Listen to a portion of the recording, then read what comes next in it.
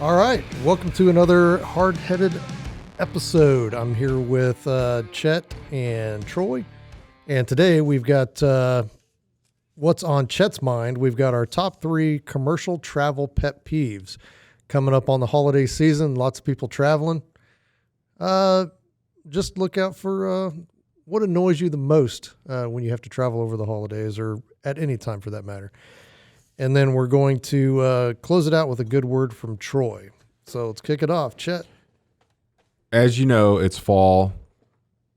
And with fall comes the menu change, right? The shift in the menu. Chili cook-offs. And so your chilies, your gumbos, beef stew. your jambalayas. I don't do beef stew.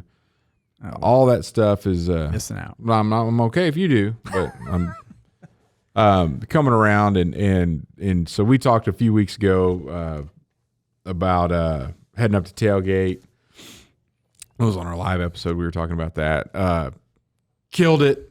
I mean, it went fantastic. One of the issues that I had to overcome, though, and I was thinking about it, I cooked jambalaya, and man, I upgrade. I normally just jambalaya like how you got to grab the sausage and grab the whatever.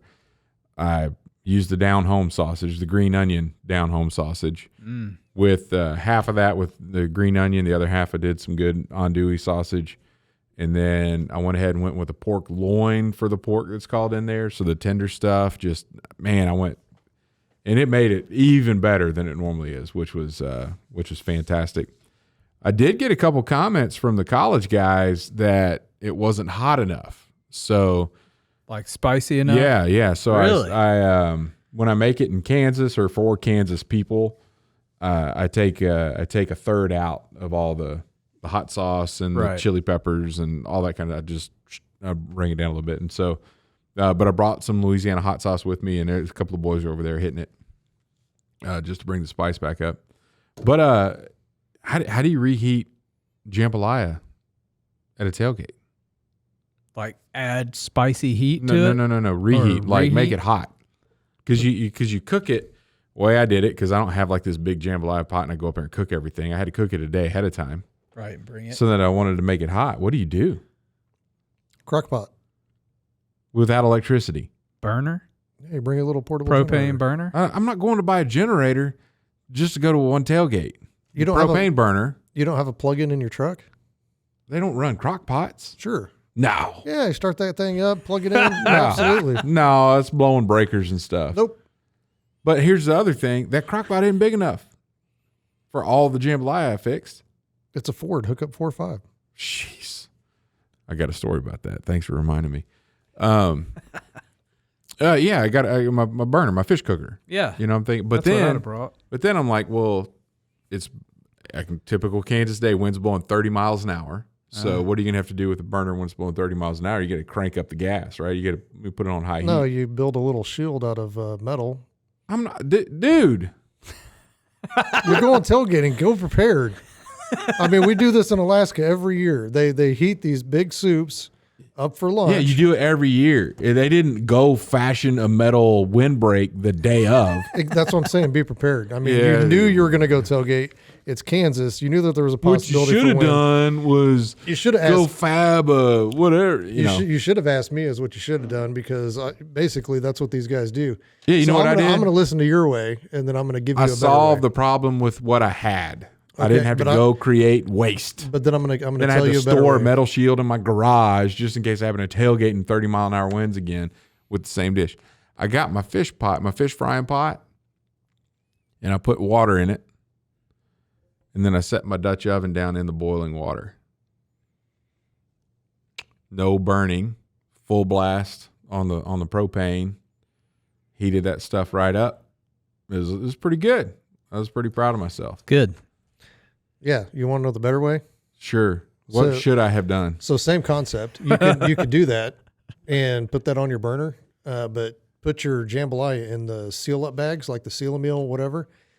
Seal them up. Individually package them, and then put those in the water. And then when it heats up, it'll heat up quicker than your little Dutch oven. Yeah. I understand what you're saying, but I was feeding, I don't know probably close to 20 people. So I'm not. That's no different than the boats that we have on the water. Well, I'm just saying right now, seconds, thirds, and fourths were had by all. Like it was, Even with your shoddy heating method. yeah, it was good. And I used styrofoam cups to serve it in, not bowls. Oh, that's why people are coming back for third, fourth, and fifth. I mean, No, that's not enough jambalaya. the big ones, not the little bitty 8-ounce ones, the big ones. The 32-ounce cups. I was packing them in there like snow cones. Put it over the top. It was awesome. But anyway. You have some pictures? Yeah. You'll have to share them. Yeah. I mean, not of like the food in a cup, but of like the people at the tailgate. Oh, well. I mean, that's the most important I wanted to thing. see the food. I would have taken pictures of the food. No, it was about the boys being there and having a good time with that. But anyway, so we're pulling up. I've never tailgated in Manhattan before, but there's one area that we walked by. That explains a lot. This one was one area that we walked. What does that explain? Well, you weren't prepared, but go ahead. I was prepared. Everything worked out. You weren't prepared. Go ahead. Yeah, whatever. How many times have you tailgated in Manhattan? In Manhattan? Where you cooked for everybody? I tailgate in Kansas every Friday during football season. You cook for some awesome everybody? high school football. Oh, gosh. You cook? You do the cooking or you do the eating? I do a lot of eating, but That's my point. It's also kind of customary to always bring a dish. Anyway, A dish. Like I'm talking like the meal, like everything. Drinks, had the cooler. we got drinks. Yeah, we got. All right. Well, anyway, so we pull in this area that we always walk by and like, oh, they do some. I've heard rumored they do some form of first come first serve for the parking for the tailgate there, and that's so I got to beat the crowd so that we can get a spot. Well, we had all that rain the night before. Like I had just under 3 inches at my house. I don't know. Manhattan was soaking wet. So we get there and like the place is almost empty. And I was shocked. I was like, oh, wow. So pull up and then the dude's there, with the rope and whatnot. I'm like, hey, man, this is my first time, but, you got a spot? And he's like, yeah, I only got a couple left. And I'm like, couple? This whole grassy area is wide open. Normally people with their tailgate tents and, cornhole, all that kind of stuff. And so apparently they had shut that off because it was too wet. So they were just allowing people in the parking area, but the parking area is reserved. Like if the spots in the parking lot are reserved spots, and you have to pay for those in the spring for the whole season. So then this is an old school, and like the building's gone. So where the building was is all the grassy area, and the school parking is where the parking area was. And then in the middle of the parking area, they had this sidewalk in a circle, and then it was all mud. In the middle of it, up for other than dead center, there's a concrete base for a flag, like where they had the flagpole at the front of the school. And what they were telling people to do, the areas that they had that were first come, first serve, was pulling into that flagpole area, like hopping the sidewalk and then pulling down into the mud that's in the middle of all the sidewalk. So he's like, hey, after we paid him, he's like, yeah, just go. There's a guy directing somebody right there. Just go wait for him to get done with that truck, and then we'll, he'll help you park. I'm like, that's cool. So I go up there and I sit and I wait, and this truck is struggling to get over the curb, and they're like, oh, watch out, you're running boards. Oh, all this stuff, and then the dude's like backing up, and then trying to hitting the curb and doing all the. I'm like, oh, this may be iffy. And then the dude's like, I'm out of here. He's upset, an older guy. I'm out of here. Give me my money back. So sorry, sir, but Chevy. It was a Chevy truck. I pull up there and dude's like, hey, you may want to put in 4-wheel. I said, yeah, okay. 4-wheel drive, crawl up the curb, drop, and then it's a sidewalk, but it's a curbed sidewalk. So you have to, front tires go up and drop down, then your back tires come up, and then you just sink in the mud. And then I got there, and then a little bit later, another dude came in, and then I looked around. Nothing but Fords parked there. Like everyone, and so those college boys came up there, and we told them the story. It was like, hey, life lessons. Ford. I saw a Chevy try to get in here, and he got his money back and left. Like he couldn't take it anymore. But anyway, so killing it at the tailgate. I cooked with our church had a women's weekend. I smoked some pork for that, like we did for the men's retreat, and I ran security the next Sunday. Oh, were you that young man that fixed the pork for the women's weekend? I was like, yes, ma'am, that was me. Oh my gosh, That was the best ever. that was so, no sauce. We know her vision's going. No. Calling him young man. No sauce on the meat. They were loving it. It was fantastic. I nailed that. And so gumbo, I got some supplies. When Broughton came up here, he loaded me up with some supplies. I got a little bit of down home sausage in the freezer. Dude, things are looking good for food. That's what's on my mind. All this cold weather. I can't remember where I was, and I was so excited to have a brisket sandwich. Oh, Saltgrass. Yeah? You know that steakhouse? Yeah. I think you've talked about it once. Well, I finally went there. Uh-huh. And Why'd you order a sandwich? I know I ordered a steak, but my daughter Sandwich. ordered a pulled or a Brisket sandwich, and then I ordered the chips and queso, and their queso has brisket in it. Uh-huh. They sauce their meat. On a sandwich? Well, I'm about to come to the conclusion that barbecue joints shouldn't have sandwiches. I mean, Like, really? They should have 1, 2, 3 meat specials. I mean, really, that's all that they should have. I'm there with you on that. no, if you want to go the extra mile, and they should have Texas toast, buttered Texas toast like they did at Barbecue City in Ruston. And if you want to make a sandwich out of that, like ask for an extra piece of toast and like go to town on it. The only reason I ever get a sandwich at a barbecue place is because it's cheaper. It's like the lunch special. Yeah, because you're paying for bread. Like that's what's filling you up. I just don't. I get a pulled pork sandwich probably once or twice a week from place down the way. Yeah. And I always take it apart and eat the pork and then dip the bread in the barbecue sauce or whatever. Yeah. But they don't sauce their meat there. They do a really good job. But I was a little surprised at a place like that they just don't have confidence in their brisket, I guess. I thought on the way, I was out of town the other day traveling, and I was like, what am I going to get before I go to the hotel? Get the food at the hotel. They didn't have a Domino's nearby, so I had to think outside the box. But they had a barbecue joint there, and I'm like, well, yeah, that sounds good. I'll get some barbecue. Menu, like a sandwich. They had like 13 different sandwiches, and that's when I was like, why even have sandwiches? That's just the dumbest thing ever. But, so I'm like, I got the ribs. I got some ribs, and they were good, not sauced. I checked that when I was looking through. None of their pictures had sauced ribs. I'm like, okay, I'll get the ribs here. And I got brisket, and then instead of going my normal route with beans and potato salad, I was like, I'll try to go a little bit healthier and get green beans. And I'm, sit down and go to eat. I eat everything else first. And then I'm like, okay, now I'll eat the green beans. Almost puked. Nasty. Oh, really? How do you ruin it? They were bad. It wasn't like spoiled bad. It was just like, there's something off. Like the water they cooked it in, or yeah, I that's don't weird. know. How can you mess up a green bean? Yeah. Hey, did you see who won Wichita by EB's barbecue challenge? Of course. I had no doubt, man. I had no doubt When either. pigs fly. Yeah, when pigs fly, if you're in Wichita, that's the place to go for barbecue. You've heard us talk about them before. And their brisket is on fire. Everything they do is Everything. Their pulled pork's the best I've ever Their tasted. sweet tea, you go there, you order a gallon. That's what I do. Order a gallon. good. They I get the family meal for 4 and then eat it all by myself.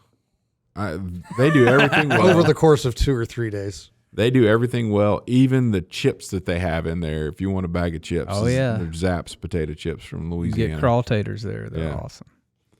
Yeah, phenomenal. Yeah, best barbecue joint in Wichita. Kansas? Maybe, probably Kansas. It might be in Kansas. I mean, Yeah. there needs to be like some type of competition against some of those bigger ones that have the notoriety in KC. Yeah. Yeah, KC sauces everything. That's And I'm not I hate that. yeah. Yeah. Anyway, that's what's been on my mind. Killing it in the kitchen, and it's the time of year to do it. I'm excited. I may fry some fish here pretty soon. Yeah, I fried some fish the other day. First time I ever had wiper. Yeah, is it good? Yeah, it's pretty good. Yeah, my son caught a Monster. 10.1 pounder. Yeah? It was 27 inches long. Nice. 27 How many and a half. how many weights? 0. Got some lead in here, boys.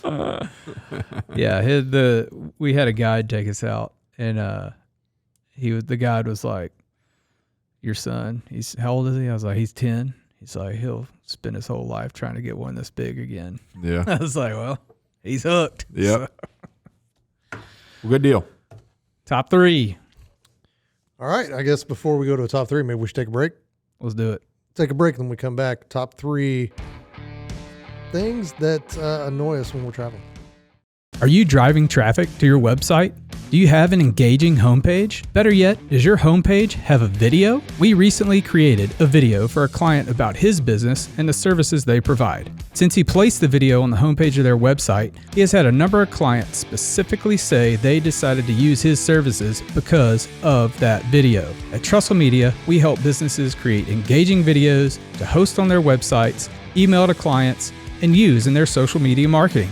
Contact us if you're interested in creating a video for your homepage today. TrussellMedia.com. Fill out the form at TrussellMedia.com/contact. Let us help you tell your story through video. And we're back. He didn't want to get into that argument. Too late. I don't want to hear that. We're going back to recording. Oh, Yeah. that's good. Anyway, our top 3 commercial travel pet peeves. He just retreated from that argument. We ain't got time for that. We got a recording to do. We got listeners to entertain, and All right, need to get back to that. am I going first? yeah, Troy, why don't you go ahead and lead it off? All right, number 3, 3.4 ounces of liquid. Why is it just 3.4? Has a plane ever exploded from, I'm asking a serious question, from a type of liquid explosive over 3.4 ounces? Why is it? I don't know the statistics on that, but I know that some dude tried to light he had the shoes, and he had like I don't know, gasoline or kerosene or lighter fluid in them, something like that. Tried to light them on the plane. Which is also why you have to take shoes off if you are not pre-check. And I think if you're pre-checking, you kind of get away with a little bit of that 3.4 ounces. Well, you don't even have to take it out of your bag. yeah, you can put that stuff in a bag that's going underneath, right? But you can't. Oh, you can put it as much as you want if you Yeah. check your bag. Right, but if you're carrying it on, you have to do the if it's carry on. 3.4. Yeah. Yeah, that's just annoying. Number 2, small seats on the plane. Very annoying. They've gotten a lot smaller too. As people have gotten bigger, the seats have gotten smaller, and it's not like it's not an illusion. It's a fact that they've gotten smaller, and they've actually they've crunched them together like that, but they've given it a little bit more front to back, I think, because they had to give more room for the economy plus, and then they shrunk the economy seats even more this way and this way. Because you'll be, I don't know, you fly a lot too, but walking down, you'll all of a sudden jump from 10 to like 13 on the seats. Yeah. You're like, where'd these two? Oh, they took them up to give room for economy plus. How old is this plane? Yeah. Annoying. Number 1, the talker. Sitting next to the guy that wants to talk the whole flight. This has only happened to me a couple of times, but it's bad. It's horrible. But I'm always You look friendly. That's why they want to talk to you. I guess, whatever. So I'm with you on that sometimes. It depends on the day. If I'm in the mood, if I'm not, headphones. Oh yeah, Put those things on. Nobody's going to talk to you at all. That's true. Yeah. They will just that guy didn't want to. And miss that opportunity to share Jesus. Yeah, that's a good idea, Matt. Hey, I'm just saying. There are days I probably wouldn't be a very good witness. But I will say Days that end in Y. So I was actually coming back from Montana and sitting in my seat, and this guy and I started talking, and come to find out he's from Goddard, and so I was like, well, I know that area pretty well, and I don't know how we got on the conversation, but we got on the conversation, and I was telling him that, my wife's got she's still driving a 2012 Chrysler Town & Country that we bought back in 2012, and it's got like 250,000 miles on it now. And he's like, oh, well, my wife still drives a 2009 Honda Civic, and I don't know how many miles are on that thing, but she won't get rid of that thing, for anything. Yeah. And, he's he's been at Cessna for, I guess he told me 25 years or something like that. Mm-hmm. And then I was like, well, I'm trying to one up him. Right. Yeah. So he Tommy Topper. he one upped me, and I was like, well, my wife just got a new phone, and I bought it for her last Christmas, but she finally just activated it. And before that, I think her phone was 3G, and they're getting ready to turn that whole 3G thing off. And like her phone was no longer going to work. So I think she was forced to upgrade and use the phone that I bought her a year ago. And he's like, yeah, my wife's, we just got her a new phone too, and she's so mad, and I hear about it all the time where she doesn't have the button anymore. Yeah, the home button on her iPhone, and then I was like, well, he beat me there, or we're at least tied. Yeah, and then he's like, well, and then I got this fridge in our home that we bought however long ago for this other house, and we moved into this new one and put the fridge in there. And he goes, all of our other appliances are black, but the fridge is white with a brown handle, and I can't get her to get rid of it, and she just keeps using it. But we ended up talking the whole flight from Denver to Wichita, which is only an hour and a half. But yeah, that was a good conversation. We had a good time. So maybe you were the talker. You might have been the talker. And he's on his podcast right now.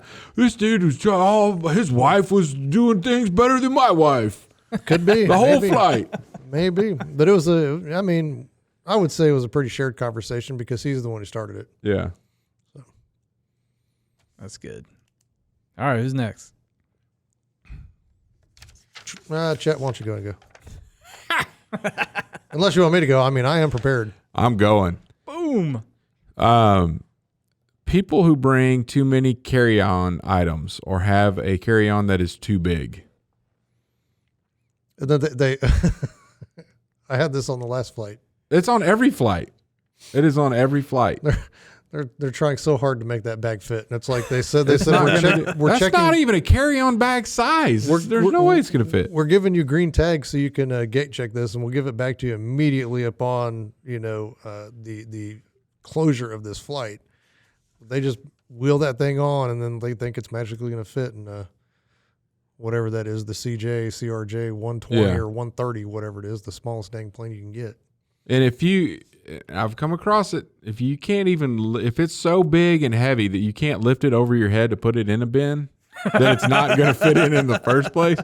It's too big. It's too much. Yeah, check your bags, people. I fault the airlines because they're charging too much to check your bag.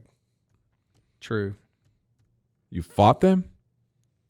What'd you do? I didn't say I fought them. What'd you say? I said I blame the airlines. Oh, you blame because them. They're charging too much to check your bags. Yeah, I know that's driving some of it, but at the same time, and you people know who I'm talking about. You're allowed to, right? Yeah. Nuh-uh. That's violated every flight. There's somebody that's got like a bag in one of their bags, and they take that bag out and they like shop and put all that junk in there, and then they're walking around with 3 bags. It's just too many or too big. Number 2, queuing before the group is called. Very frustrating to me. Look. Yep. If you are in group 4 and you don't even sit down in the waiting area, you just go walk right up to where you board and you stand there, we got problems. You're right in the way. Get out of the way. Get out of my way. I'm group 1. Look, if you're the first in line with group 4, it's still too late. There's still too many people that got on with too many bags, and you're going to have to gate check your carry-on. It's just going to happen. I'm sorry.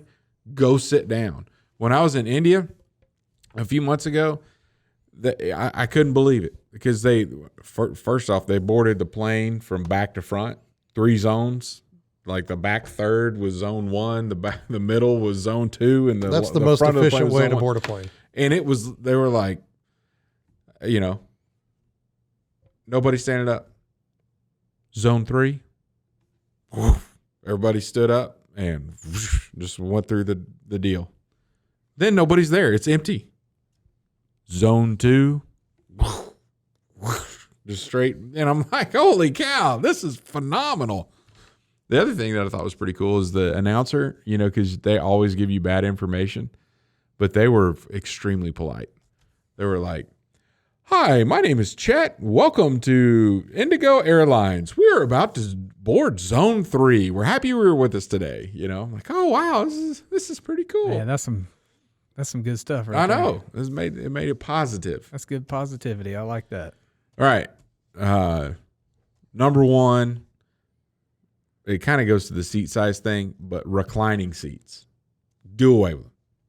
There's no more reclining seats in coach. They should not exist. They don't even recline enough to tell anyway, really.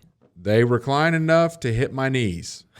And therefore, they should not recline. So what I have to do on those small regional jets, and for those that are on audio only, I'm, roughly 6'5". So I when somebody finally sits in the seat, and it's not just the reclining, it's the thrusting yourself back to reach under your butt to grab the seatbelt that you sat on instead of moving it out of the way before you sat down. They do the. So even without hitting the recline button, they come. So when somebody sits down, I have to sit there with my hands on the back of the seat. So when they thrust themselves back, it doesn't just bang into, because it's when your knees are bent, it's that little tender part right next to your kneecap where those things just bam, they hit you real hard. So I push until I get out of that, and then it's a guessing game on whether or not they're going to make another violent move to the back. Just like I'm like, okay, I think I can put my hands down, and every now and then I miss it, and they do it. But then it's like, okay, when we take off and they hit that boom, 10,000 feet, and now everybody's like, oh, I could get up and go pee, or I could recline my seat. I'm back up, and a couple of times. And I've never almost caused an incident. I've thought about it, but I've never have. A couple of times they push their button. I'm holding it. They push their button and try to recline, and it won't because I got my hands there. Yeah. And then they go bonkers, and they just like violently rock back and forth as if there's a little tab in there that needs to break to get the thing to recline. So then they're like going, wow, wow, wow, and I'm just like, holding it. One time I did lean up and I said, sir, I'm 6'5". You're not going to be able to recline your seat. But you don't get anything out of it anyway. It's right. Like, what's the point? Yeah. So take it away. Just remove the button. That's my number one. I'm fine with that. I like it. All right, Matt, let's hear some preparedness over there. Number 3.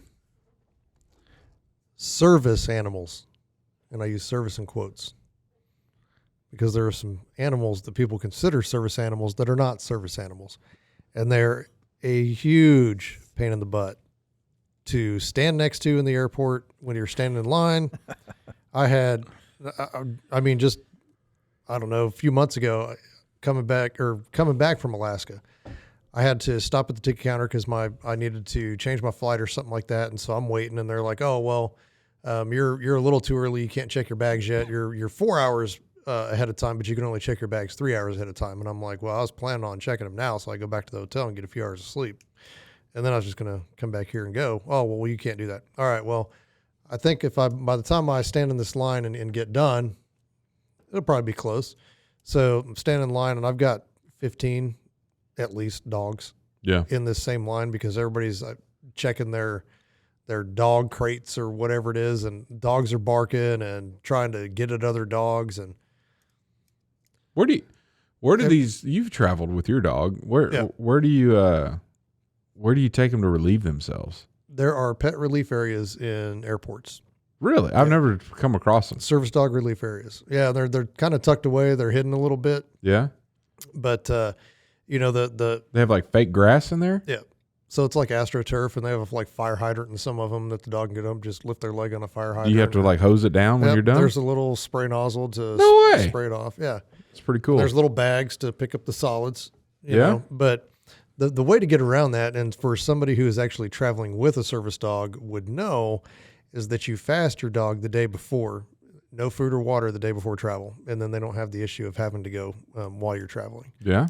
Because with Badger, that's what they did. I mean, we didn't have to stop or go to the bathroom or do anything, and and I thought maybe he would need to go, so I took him to one of these pet relief areas, and he stood there and he's like, yeah, got nothing for you. Nope. And he would just sit right beside me. And then as soon as we land, hook him up with the water, hook him up with the food, and he's good to go. Yeah. So fasting your animal prior to travel prevents any accidents that you might have in the airport. Plus, if they tend to get air sick, which some dogs tend to do, like Badger started dry heaving one time, and I was like, oh, he's going to make a mess, but there's nothing to come out. Nothing to come out. So and those people that don't have service animals have never been through the training to understand that kind of stuff. And your dog hasn't been trained to deal with that. So then they get very frustrating. Yep.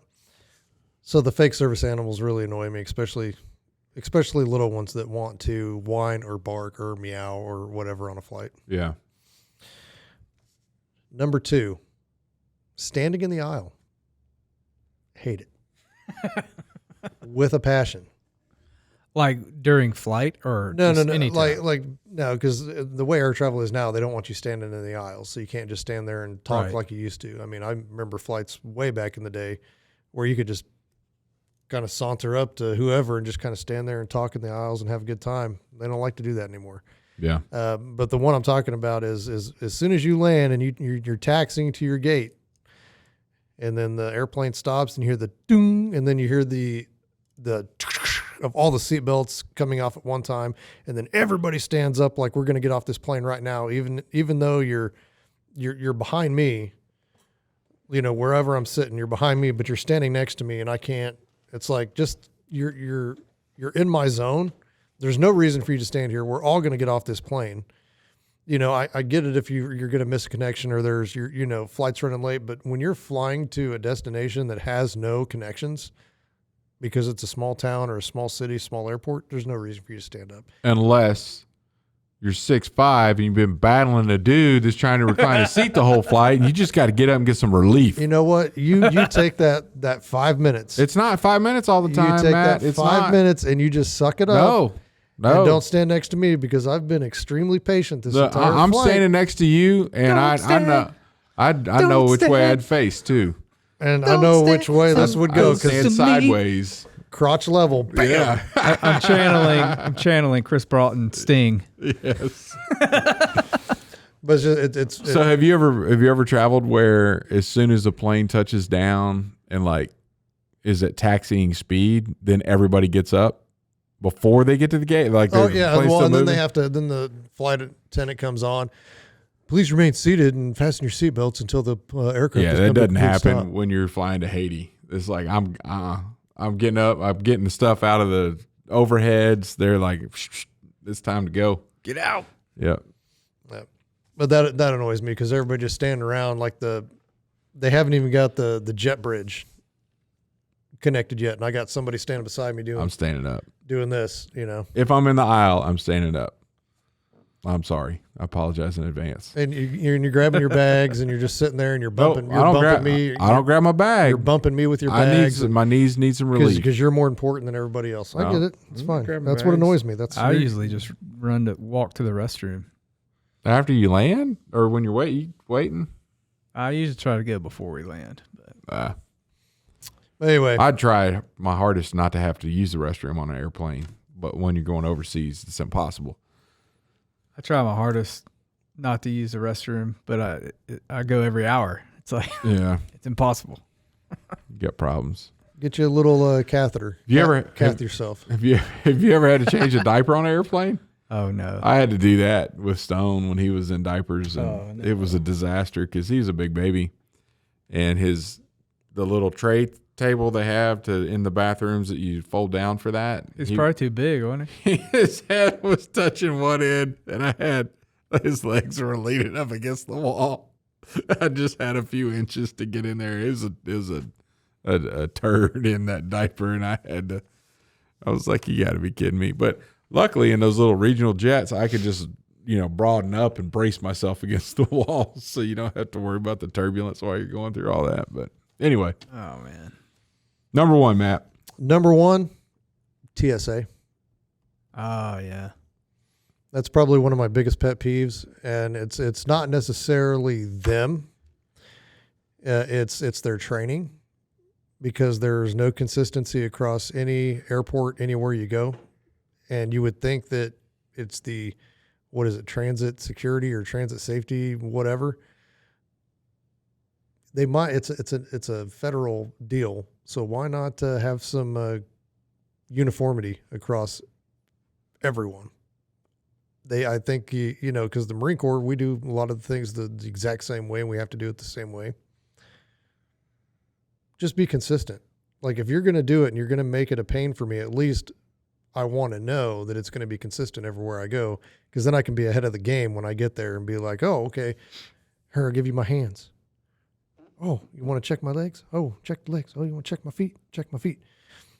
Because, I still, I'm TSA pre-check and got all the whatever. So, I don't have to take my shoes off anyway because of the prosthetics, but I don't have to take anything out of my bag. But every time I go through, it's like, okay, how long is this one going to take me? Because has this person never seen a prosthesis before? Is this their first time with one? Right. I think I might even just start up a consulting firm and going around and just telling these people how to do their job. And again, it goes back to consistency. I checked a rifle one time. Yeah. And, when you sign the little yellow or the orange card, says, I declare that this rifle is unloaded. And then the TSA person has to sign off on it. You would think that they'd want to make sure it's clear. And there's been a few times where they haven't even looked. Like, I had the hard gun case and then the gun inside of a soft gun case just to prevent any damage. They opened it up. They patted the soft gun case without even opening it up and said, oh, okay, it's clear. I was like, Do they know what clear That's means? been frustrating. I almost had a gun pulled on me one time for flying with a Leatherman before 9/11. Like, they spread eagled me on the wall, and he grabbed his gun, left it in the holster, and radioed for backup. Really? Yeah. Yeah. Before 9/11. Wow. Yeah. He's like, what's this? And I was like, it's a Leatherman. He's like, what's that? And I was like, it's a multi-tool. Put your hands on the wall. I was like, what the heck, dude? And then his supervisor came over. This is a sheriff's deputy. I don't know. I can't remember who actually did security before TSA. But yeah, and his supervisor came over. He's like, oh my gosh, sorry, sir. He's like, apologize. I'm like, I'm gonna go down. Put your hands on the wall. This. You probably deserved it. You're probably standing next to him, and he remembered you from a previous flight. Probably. When I wouldn't let somebody recline in front of me. Oh, that's He's probably triple. him. He was, he was that guy. trying to recline, probably. All right. If you're 6'5", I need to recline. It's my number one, TSA. Nice. All right, Troy, you got a good word for us? Yes, sir. So at my church, we've been going through talking about the Sabbath and what it means. We've been going through the Gospels, and we took a break to go through a 4-part series on the Sabbath, because it's a thing in the Bible that's really important. It's all about rest, right? So on the 7th day, God did what? Rested. He rested. And God, being it's sovereign overall and in charge of everything and created everything, and did he really have to rest? Did he? No, he's setting us an example. That's right. He set it as an example. Bing, bing. And so we've just been talking about on the importance of rest and how God put into motion, even the earth needs to rest, the soil needs to rest, humans need to rest, animals rest, and God rested on the 7th day to put that as an example for us, showing that we need it in every facet of our lives. So yeah, do you guys practice Sabbath weekly or monthly or anytime? Yeah, I would say It's not necessarily for a whole day, but definitely try to mellow out. Sunday afternoons on the weekend. And most weekends, not all of them. There's sometimes things have to get done. And then I think we talked about this, from a outdoors perspective. That I view that as rest, like not necessarily getting up at 4 o'clock and going duck hunting and hauling decoys everywhere, but like deer hunting is really Sabbathy to me. That your very chill fortress of solitude of your deer camp and being alone, and kind of unplugging and being with your thoughts. Yeah.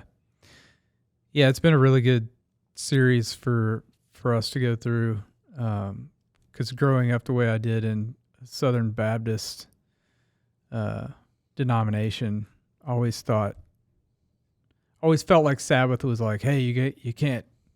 It was very Jewish in the way, like in the Old Testament, the Jews made all these laws on top of. Well, yeah, you come from the South, the blue laws, right? They had literally had laws in the books that you couldn't have liquor stores open on Sunday and right gambling, the lottery tickets and whatever else, all the laws around that. Restaurants open and yeah.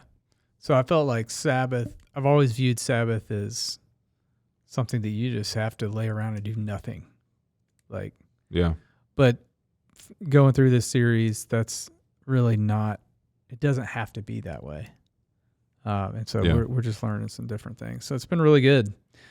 And ever since I've gotten out of the wedding industry, personally, my business still shoots weddings, but personally, I've gotten out of going every Saturday and shooting wedding after wedding. I've really taken that Saturday to Sabbath and rest, or that Sunday, or spending time with my kids. Whether we're doing an activity or whatever, it's still away from work, right? So I'm not going to do any video editing. I'm not going to do anything that has to do with work that I do from Monday through Friday.